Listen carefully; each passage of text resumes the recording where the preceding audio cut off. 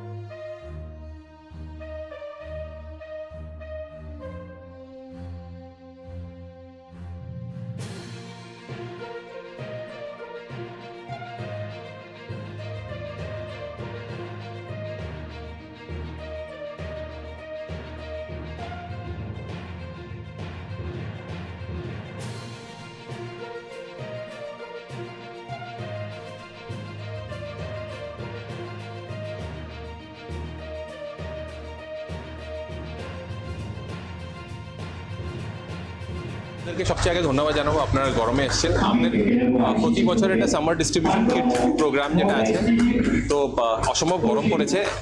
আগের বারও আমরা করা হয়েছিল, এবারও করা হয়েছে।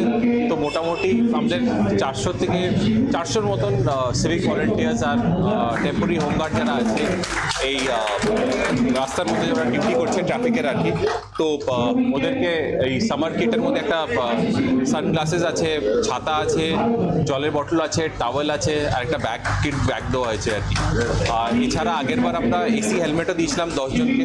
তো ওরা খুব ওটা কনস্টেবলকে আমরা ইস্যু করেছিলাম, তো ওরা খুব সুবিধা পেয়েছে আর কি।